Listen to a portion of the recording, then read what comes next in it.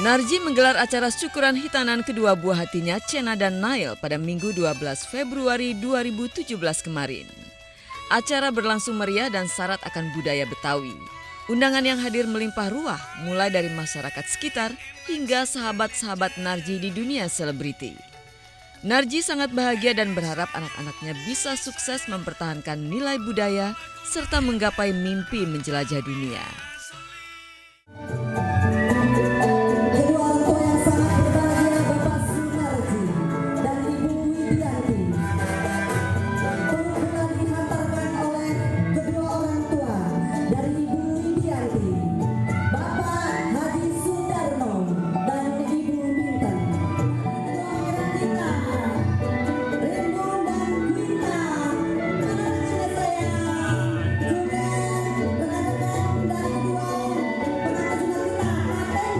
Kalau konsep sunatnya gue ngambil Betawi yang punya cita-cita konsep acara itu pengen punya Betawi yang punya imajinasi tinggi gitu, artinya konsep Betawi kita pertahankan, nuansa Betawi, rumah Betawi, sepeda jadul, ada sumur tua gitu segala macam.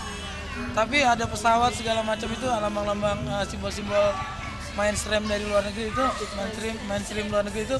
Biarin anakku itu Betawi pertahankan tradisi, tapi dia cita-citanya kalau bisa keliling dunia kayak gitu. Banyaknya tamu yang hadir di acara syukuran hitanan sang anak benar-benar membuat Narji sekeluarga bahagia. Narji dan Dian, istrinya, awalnya terpana, merasa tak percaya karena acara tersebut dilakukan secara dadakan.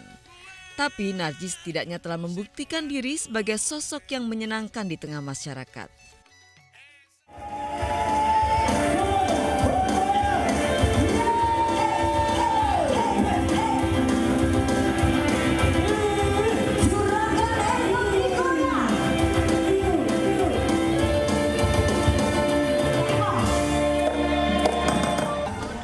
Saya ngundangnya tadi lewat musola ya, jadi tiap-tiap musola saya bilang, anak saya sunat gitu. Alhamdulillah, berarti masih banyak jemaah yang pada sholat di musola gitu.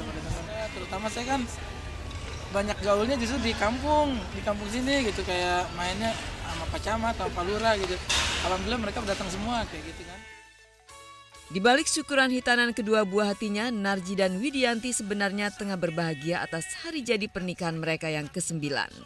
Pasalnya saat akad nikah dulu pada 10 Februari 2008, Narji dan Dian berencana untuk menggelar acara syukuran di Jakarta. Sayangnya acara tersebut belum sempat digelar hingga acara hitanan kedua buah hatinya kini. Tapi begitu gua waktu itu mau hajatan, gue ngumpulin duit tuh mau hajatan. Ada tetangga gue jual tanah, akhirnya duit tuh gue beliin tanah. Nggak jadi hajatan ya, mendingan punya tanah. Akhirnya gue punya tanah tuh. Nah ntar kalau anak-anak kita sunat baru deh kita anggap ganti kita hajatan, waktu itu kita nggak jadi pesta. Udah. Lain Narji, lain pula dengan Ayu Dewi. Jika Narji bahagia karena telah melakukan syukuran untuk hitanan kedua buah hatinya, Ayu justru bahagia karena tengah mengandung anak kedua. Kini usia kehamilan Ayu telah memasuki usia ke-18 bulan. Namun ia tetap saja beraktivitas. Selain itu Ayu juga rajin berolahraga sebab meski perutnya semakin membesar, Ayu ingin tetap kelihatan cantik. Lebih santai sih di trimester kedua ini, terus lebih strong. Hari ini mau olahraga. Hamil anak kedua, Ayu Dewi mengaku santai dan tidak menginginkan hal yang aneh-aneh. Dalam kesehariannya pun Ayu hanya mengharapkan kehadiran suami di sisinya. Maka berbagai cara pun ia tempuh untuk mendapatkan perhatian sang suami. Bahkan Ayu Dewi berinisiatif untuk selalu menyiapkan segala keperluan suaminya sebelum berangkat kerja. Selain itu pada bulan Maret mendatang, Ayu bersama sang suami berencana untuk mengadakan baby moon. Pokoknya yang sekarang kayaknya lebih nyerap energi lebih banyak gitu dari ibunya. Ngidam apa sih? Gak ada yang ngidam sih, cuman lagi pengen ini, pengen itu. Tapi kebanyakan pengennya burger gitu, pasta gitu. Pengen baby moon, pengen jalan-jalan, nanti pengennya bulan Maret.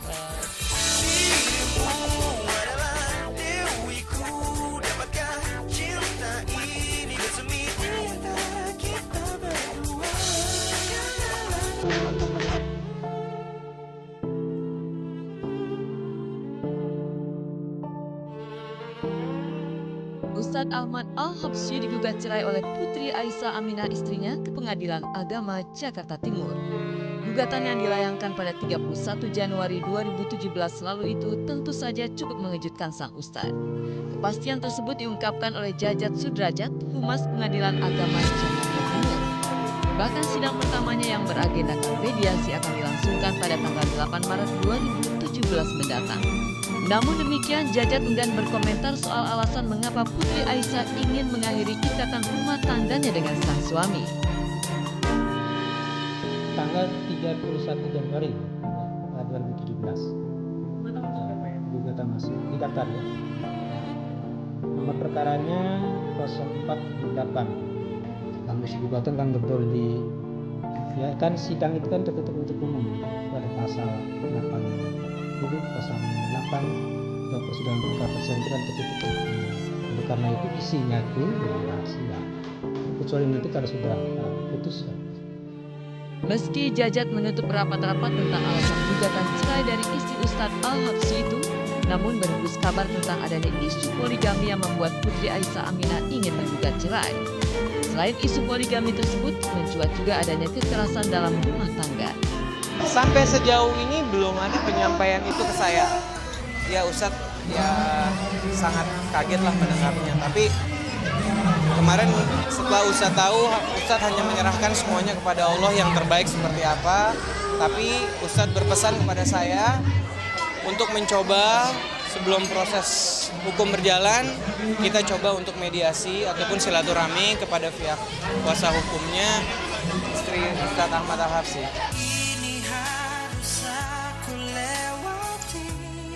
Ustadz Ahmad Al-Habsyi yang sedang menunaikan ibadah umroh meminta Sandi Arifin kuasa hukumnya untuk melakukan mediasi dengan pihak istrinya.